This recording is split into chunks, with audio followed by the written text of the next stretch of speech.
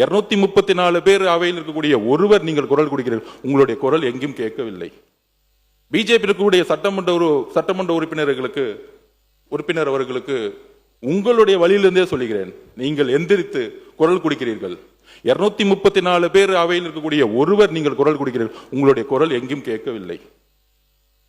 Sir, இன்றைய தமிழக சட்டசபையில்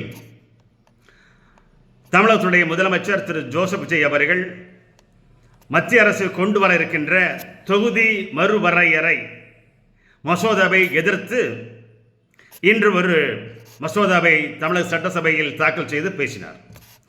அதனை வன்மையாக எதிர்த்து பாரதிய ஜனதா கட்சியுடைய உதகமண்டல் ஊட்டி எம்எல்ஏ திரு எம் போஜராஜன் அவர்கள் பேசினார்கள். இந்த தொகுதி மறுவரை தேவை. உள்ளாட்சி மன்றம், ஊராட்சி மன்றம், நகராட்சி, மாநகராட்சியில் உயர்ந்திருக்கிறது. மக்கள் சேவையாற்றுவதற்காக இந்த எண்ணிக்கையை கூட்டுகிறார்கள், பாராளுமன்றத்தினுடைய உறுப்பினர் எண்ணிக்கையை கூட்டுகிறார்கள். ஆகவே இதனை நீங்கள் தடுக்கக்கூடாது, எல்லா கட்சிகளும் ஆதரிக்க வேண்டும் என்று அந்த தொகுதி மறுவரை மசோதா மத்தியில் கொண்டு வருகின்ற அந்த மசோதாவை ஆதரித்து பேசினார்.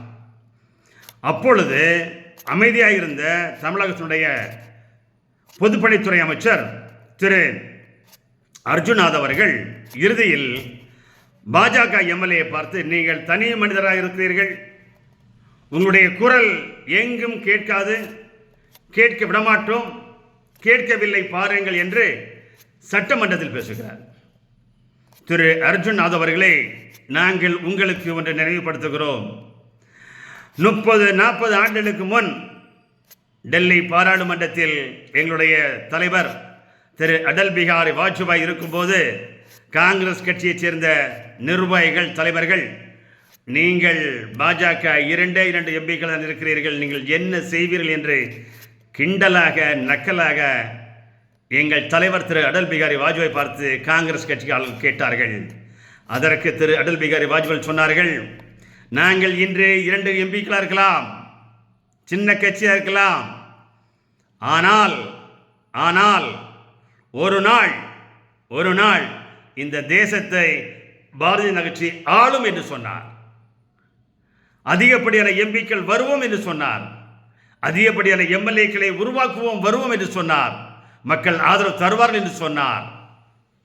புரிந்து கொள்ளுங்கள், அவர் சொன்னது பாடி 1996 1999 மூன்று முறை பாரத பிரதமராக திரு அடல் பிகாரி அவர்கள் பதவியேற்றார்கள். கிட்டத்தட்ட 6 ஆண்டுகள் இந்தியாவுடைய பாரத பிரதமராக பணியாற்றியவர் திரு அடல் பிகாரி வாஜ்பாய் அவர்கள். அவர் சொன்ன வாக்கின் மூலம் இன்று 2014 பாரதிய ஜனதா கட்சி 283 பாராளுமன்றத்தை பெற்று தனிப்பெரும் கட்சியாக அறுதி பெரும்பான்மையோடு ஆட்சி செய்தோம். 2019 303 பாராளுமன்ற உறுப்பினரை பெற்று அறுதி பெரும்பான்மை பெற்று ஆட்சி அமைத்தோம். இன்று 2024 கூட்டணி கட்சியுடைய 293 பாராளுமன்ற உறுப்பினர் பெற்று ஆட்சி செய்கின்ற மிகப்பெரிய கட்சியாக, உலகிலேயே மிகப்பெரிய கட்சி, கிட்டத்தட்ட 15 கோடி உறுப்பினர்கள் கொண்ட பாரத கட்சியாக இன்று இந்தியாவில் இருந்து கொண்டிருக்கிறது.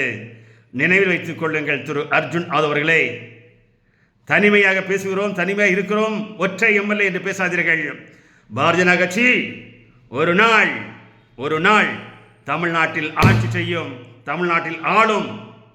234 சட்டமன்றத்திலும் போட்டியிட்டு அறுதி பெரும்பான்மையோடு தமிழகத்திலும் பாரதிய ஜனதாவுடைய முதலமைச்சர் வருவார், பாரதிய ஜனதாவுடைய எம்எல்ஏக்கள் வருவார்கள், பாரதிய ஜனதாவுடைய மந்திரிகளும் வருவார்கள், எம்பிக்களும் வருவார்கள், ஆட்சி செய்வார்கள் என்பதை மறந்து விடாதீர்கள். பாஜக